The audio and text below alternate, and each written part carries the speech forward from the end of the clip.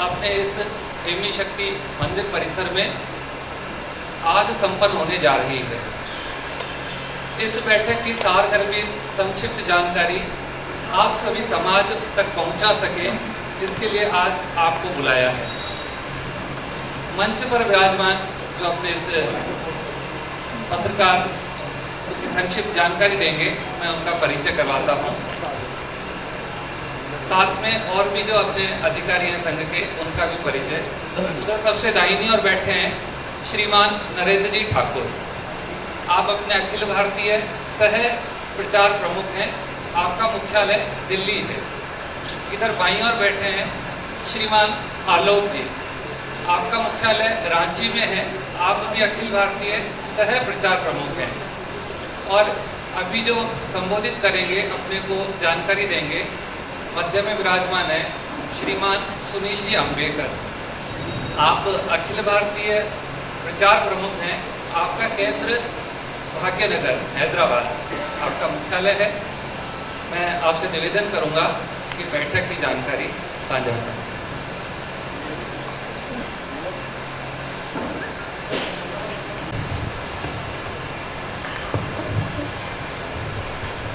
सभी को नमस्ते।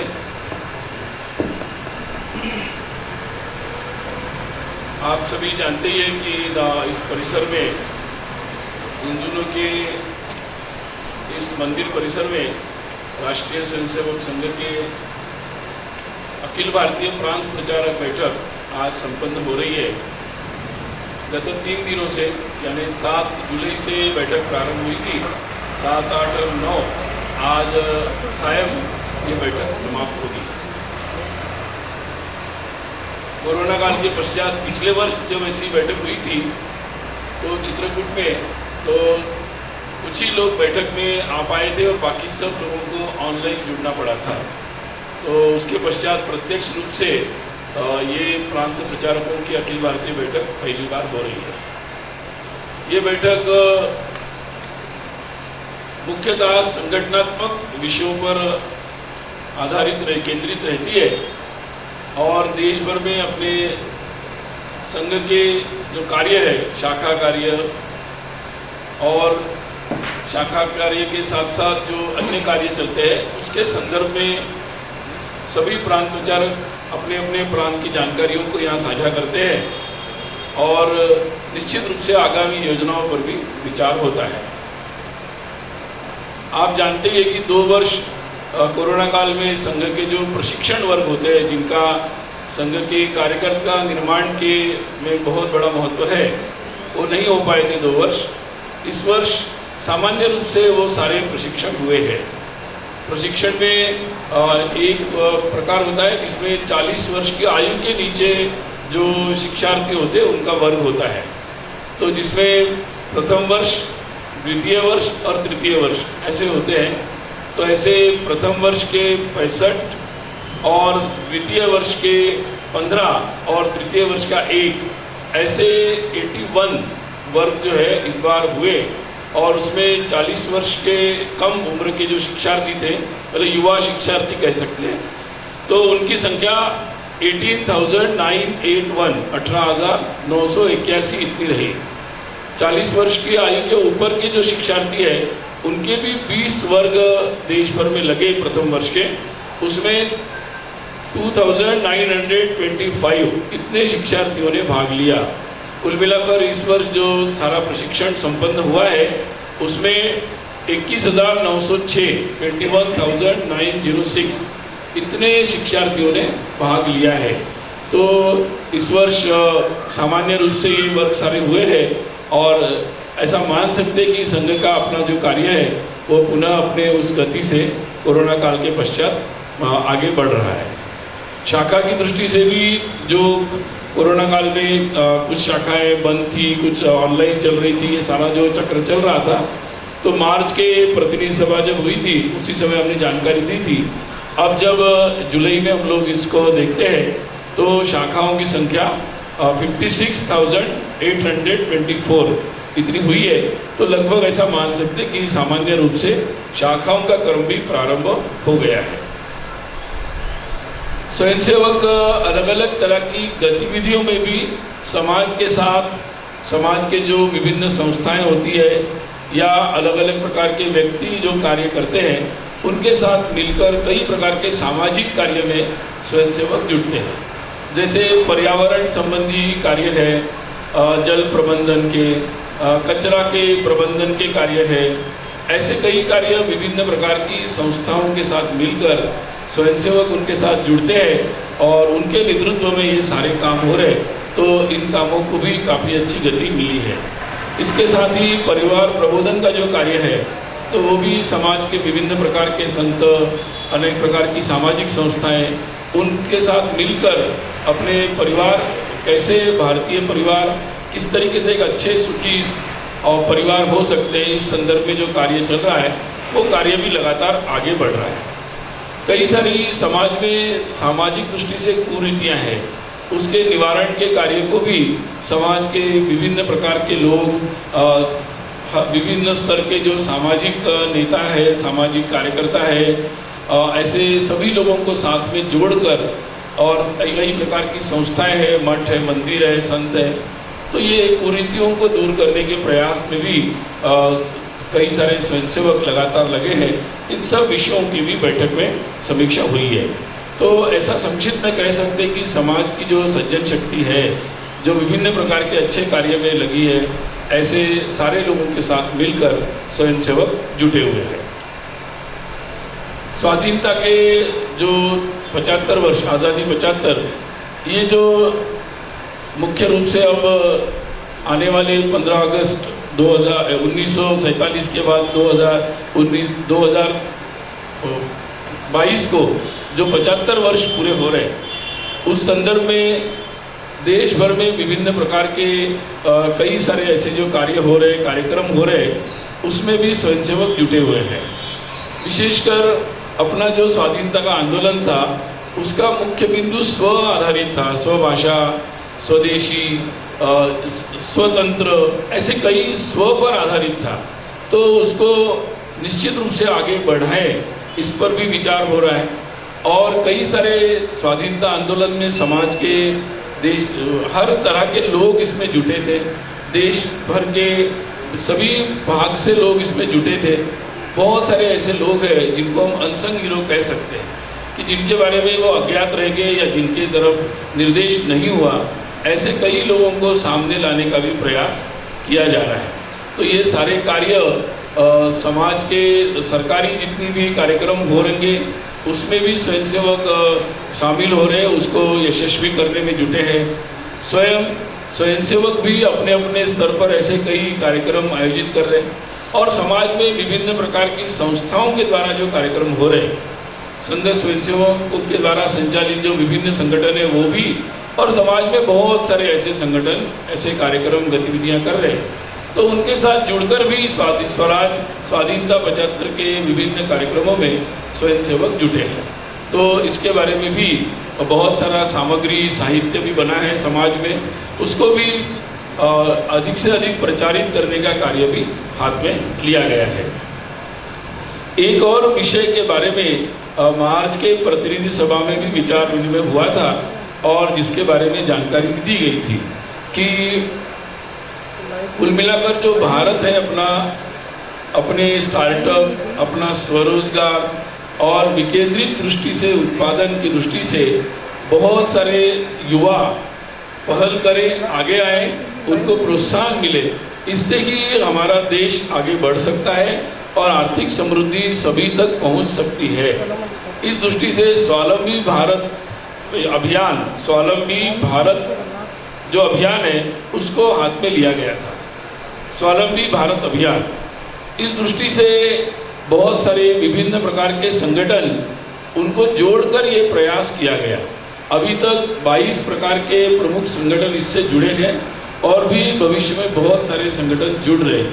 इसके माध्यम से देश भर के संघ दृष्टि से जो प्रांत होते हैं 45, उनमें प्रशिक्षण वर्गों का आयोजन हुआ था और उसमें लगभग 4000 ऐसे लोगों को प्रशिक्षित किया गया है जो स्वावलंबी भारत अभियान को आगे बढ़ाएंगे। और लगभग 200 प्रकार के ऐसे छोटे मोटे ऐसे उद्योग जो ग्रामीण स्तर पर और नीचे के स्तर पर इस कार्य में लगे हैं, वो भी अभी तक इससे जुड़ गए हैं। और आने वाले समय में जो सारे संगठन मिलकर उन लोगों ने जो निर्णय लिया है, 15 जुलाई जो कौशल दिवस होता है, अंतर्राष्ट्रीय स्किल डे दिवस होता है, वो उससे लेकर जो 21 अगस्त उद्योजकता एंटरप्रेन्योरशिप डे होता है इंटरनेशनल, वहाँ तक एक व्यापक सम्मेलन, उद्योजकता प्रोत्साहन सम्मेलन देश भर में वो आयोजित करने वाले हैं। इस अभियान के अंतर्गत संघ के स्वयंसेवक इस अभियान में अपने अपने स्तर पर सभी जगहों पर उनको समर्थन करेंगे और जहाँ भी आवश्यकता होगी उनका सहयोग करेंगे।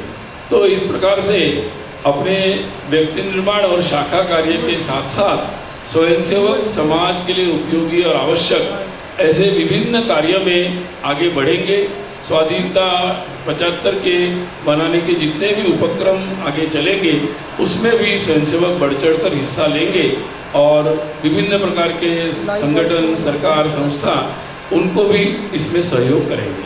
तो इस प्रकार से अलग अलग विषयों पर यहाँ पर चर्चा हुई और बहुत सारे समाज के अलग अलग प्रकार के अपने जो कार्य के दौरान जो अनुभव आते हैं, उनको भी जो प्रांत प्रचारक लोग और सारे लोग आए थे प्रतिनिधि, सब ने आपस में उन अनुभवों को भी साझा किया है और उन अनुभवों से निश्चित रूप से आपस में बांटकर अपने कार्यों को कैसे आगे बढ़ाएंगे, इस पर भी विस्तार से बैठक में विचार हुआ है। स्वाभाविक रूप से आप जानती है कि आने वाले समय में संघ का शताब्दी वर्ष आ रहा है। 2025 में संघ कार्य के 100 वर्ष पूरे हो रहे। तो इस निमित्त जैसे कि पहले भी सूचित किया गया था कि एक व्यापक कार्य विस्तार की योजना बनी है। हम लोगों ने 2021 से ये योजना बनाई थी और 3 वर्ष की योजना थी 2024 तक, यानी हमारी प्रतिनिधि सभा जो 2024 में मार्च में आएगी तब तक।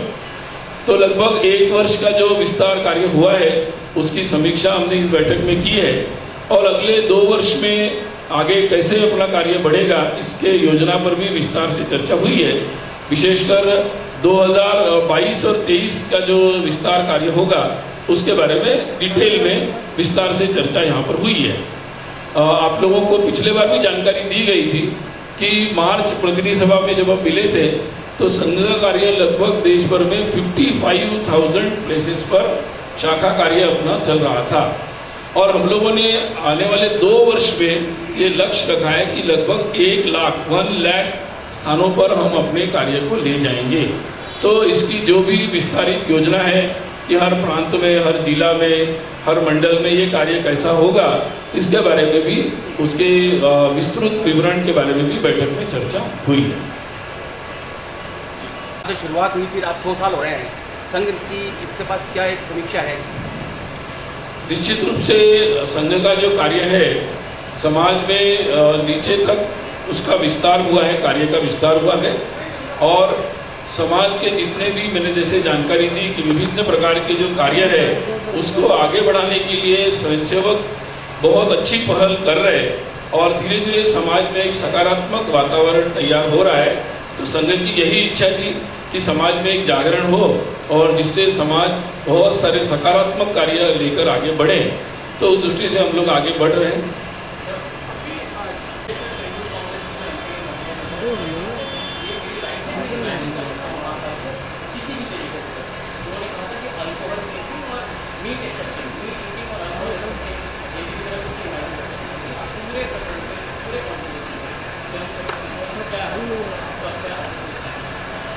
देखिए, ऐसा है कि क्रिएटिव फ्रीडम ये भारत की परंपरा है, बहुत लंबी परंपरा। अर्थात समय परिस्थिति में लोक भावना का ध्यान सभी को रखना चाहिए। किसी को भी इस तरीके से अपने फ्रीडम का, अपने स्वाधीनता का उपयोग नहीं करना चाहिए जिससे दूसरों की भावनाएं आहत होती हो। तो मुझे लगता है कि इसमें सभी ऐसे लोगों को इस बात का ध्यान रखना चाहिए।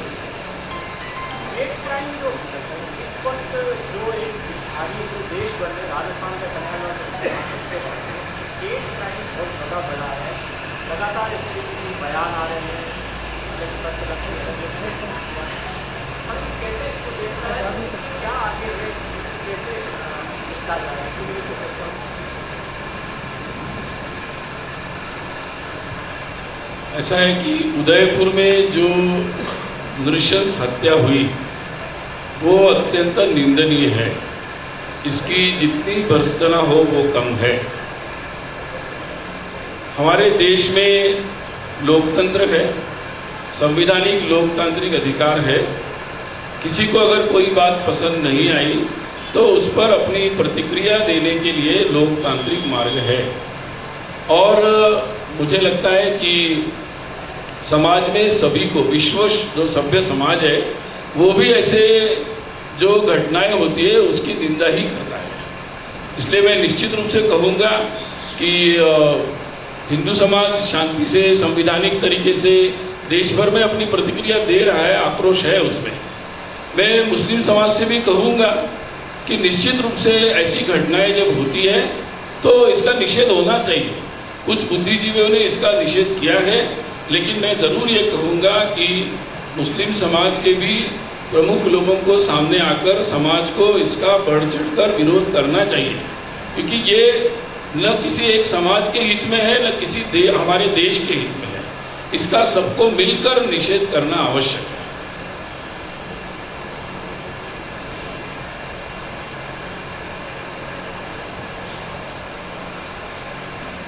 सर, क्या जो संघ की आज डिस्कशन से चल रही थी उसमें जो इस तरह से सामाजिक ताने बाने को लेकर और उसके सांप्रदायिक तनाव के जो मसले हैं एक के बाद एक सामने आए, बीजेपी का आपने कहा, इसके अलावा महाराष्ट्र का भी पुणे से भी मामला सामने आया था।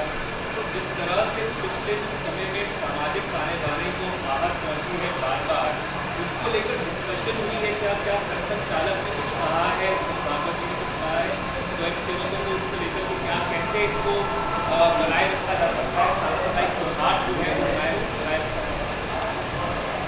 ऐसा है कि राष्ट्रीय स्वयंसेवक संघ और संघ की ये हमेशा भूमिका है।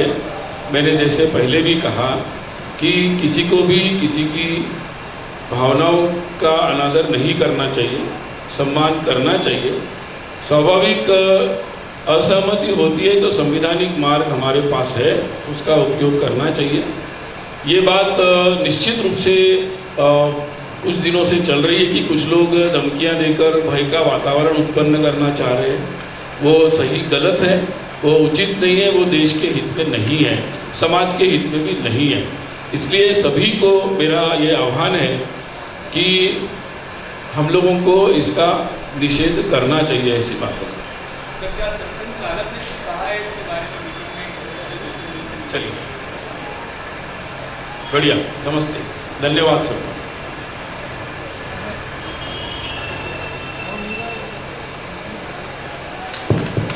आप सभी का बहुत बहुत धन्यवाद। आप सब समाज तक सकारात्मकता है, आप अल्पार लेकर खड़ा। नमस्कार।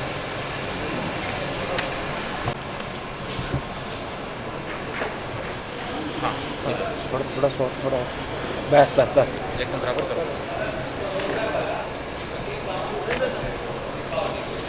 मोबाइल से सही है, कैमरे में गड़बड़ है।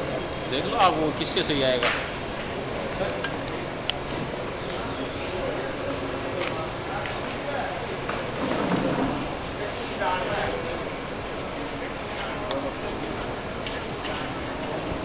वहीं